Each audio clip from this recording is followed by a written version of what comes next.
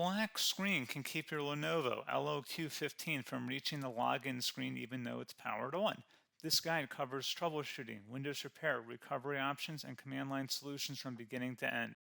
A lot of errors pertain to this problem, and we're going to go ahead and jump into what should hopefully be a pretty straightforward process, guys. And we're going to go ahead and jump right into it.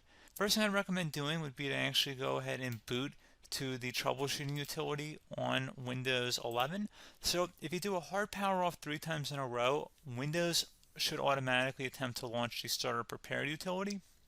And if it doesn't find anything, it will give you the option to select advanced settings, in which case it will take you to a screen that looks like this. Now, if it does not take you to a screen that looks like this, or you're unable to get to that, you can also download the Windows 10 Media Creation Utility, or Windows 11. They probably will make a creation utility for Windows 11 at some point. And it doesn't really matter, you can actually run the Windows 10 utility on Windows 11 as far as I'm aware. And you should be able to run the troubleshooting utilities built in within it. So you just would go ahead and download it to an ISO file and then burn it to a DVD or USB. It'd have to be about 4 gigabytes or more. It couldn't be a small USB flash drive, and it couldn't be a CD. It'd have to be a DVD. And then you'd boot your computer from it. So depending on the computer manufacturer, you'd have to tap a different key on your keyboard in order to launch that menu, in order to select what boot drive you want to go off of. So it could be anything between the escape key, F2, F8, F12, for example. And those are the function keys on the top of your keyboard. So you may have to just do a little bit of trial and error. Shouldn't take you more than a couple minutes. Googling it would probably be best before you even begin. But anyway, we're ready to go ahead and jump right into it. So we're on the choose an option page. So these will look very similar whether you're booting from it directly within Windows itself, or if you're plugged in a USB flash drive with the media creation utility installed and you selected the recovery option. So when you are setting up your Windows 11 installation or Windows 10, depending on the drive you're using, there should be an option to repair your computer in the bottom left corner of the dialog window, one of the first screens that comes up. You go ahead and select that, and then it would take you to a troubleshooting screen like you see here. And you want to go ahead and select troubleshoot, reset your PC, or see advanced options. And then there are going to be a whole bunch of options in here that we're going to explore in today's video. The first one, we're going to actually go underneath advanced options, and then select startup repair, fix problems that keep Windows from loading. So go ahead and select that first.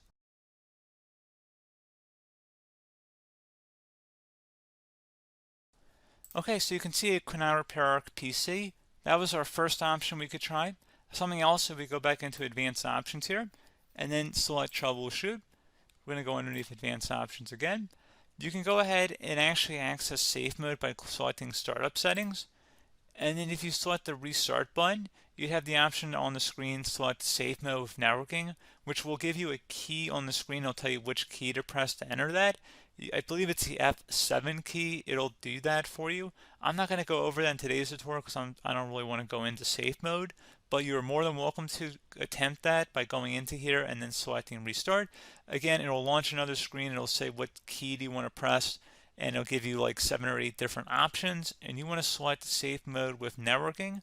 There's also an option for a command prompt too, but that's going to be something we're going to cover later in this video, and we don't even have to go through that in order to access it. So that's why I'm not going to really push for that, because unless you know exactly what's causing the problem, you probably don't need to go into safe mode. Unless you're trying to recover files, in which case then you definitely can go into safe mode, but we're trying to actually recover our computer here. So I hope that makes sense.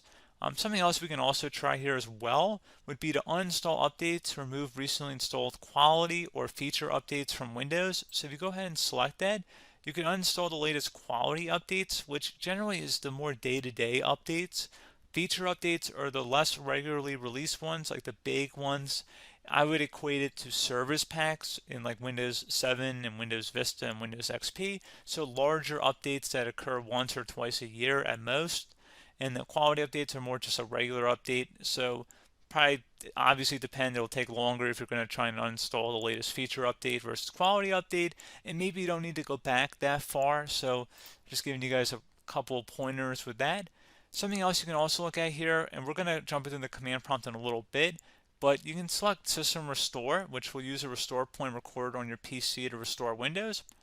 And this is something I would highly recommend here, guys. So select Next. Assuming you have a restore point saved on your computer, you go ahead and select the most recently created one, and you'll select next, and then you'll select the drive. You shouldn't actually have to select the drive. You can scan for affected programs, but we're going to keep it all default here, and then we're going to select finish. So once started, system restore cannot be interrupted. Do you want to continue? I think we're going to select yes. I don't think we have anything better to do on our computer right now, so just give it a moment here to initialize. It will take a couple minutes to run, obviously depending on how large your hard drive is and how much is saved on the system restore point. So just give it a couple minutes here.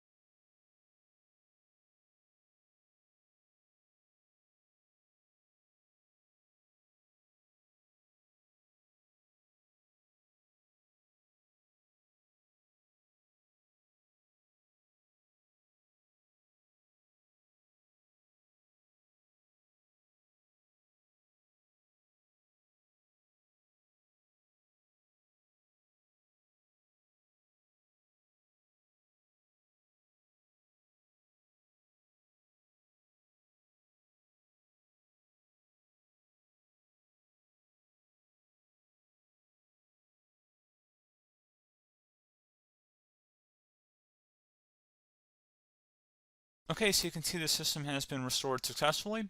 We're going to go over a couple different methods in addition to that if that did not work. So I'm just going to pause the video and we're going to start back on the recovery screen that we started with. Okay, so a couple other things we can try here too. If you go back into troubleshoot, you can select reset your PC, while you choose to keep or remove your personal files and then reinstalls Windows. You can select to keep my files, which will remove apps and settings but keeps your personal files. You can also select remove everything, which will remove all of your personal files, apps, and settings. So this is more of a factory reset, the second option here. First option, it should not delete all of your personal files. However, it will pretty much clear most of your programs, and keep in mind, there's no guarantee that your information, number one, is even still available and easily recoverable on your computer to the point that you actually would be able to recover anything. And the second point is that there's always a chance that it won't actually recover and it will just do a factory reset anyway.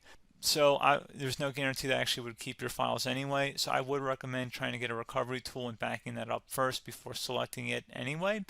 But again, those are a couple different options. And then something else you can try here if you go back to the choose an option. Another option, if you go underneath choose an option and select troubleshoot, advanced options, and now select where it says command prompt. Okay, so the first thing we should do is type our main hard drive here. In most cases, it should be the C drive. So you just do a C colon and then hit enter on your keyboard. So once you're underneath the C drive, we're going to type in dir and then hit enter on your keyboard. It should have program files, users, and Windows all in there. That's how you know you're in the right directory.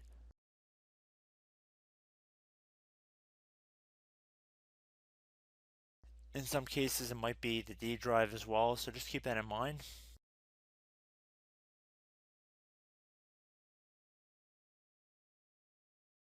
Next thing we're going to do is type in cd space / Windows / system 32 / config, and then you're going to hit enter on your keyboard.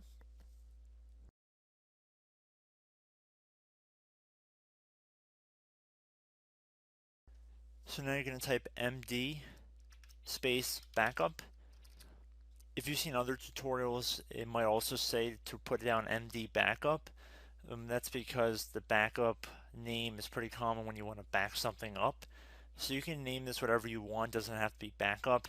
So if you've already made a backup folder in the past, you could do backup 1, for example. So once you're done setting the name you want the backup to be called, hit enter on your keyboard again.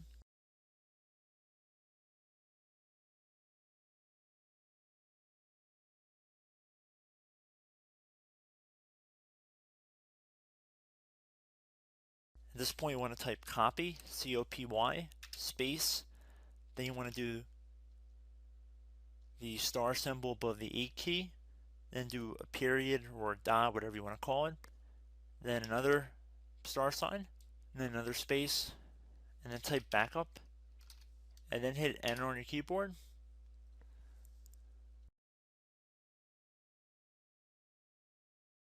Now you want to type cd reg back, R-E-G-B-A-C-K, and then hit enter on your keyboard. So now that we are under the reg back, so now you want to type dir again, and then hit enter.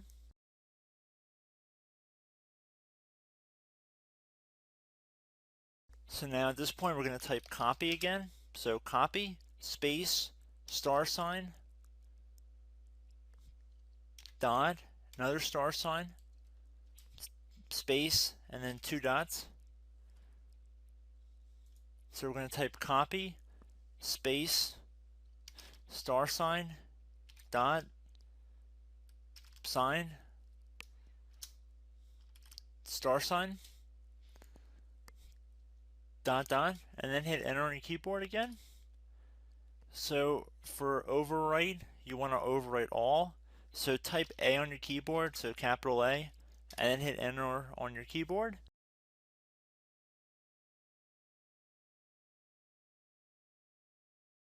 So at this point you should be good to go. You can close out of the command prompt window, and if you accidentally continue to Windows 10 you should be all set. So I hope one of these 3 or 4 different methods we went through in this tutorial helped you guys out. Again, I'm not sure if you guys heard me earlier, but try to go back into your safe mode if possible and uninstall any programs you know might be conflicting with the Windows startup if you can get into safe mode. So just keep that in mind. Something very simple like that could be blocking up everything. So again, I hope this tutorial helped you guys out, and I will catch you in the next tutorial. Goodbye.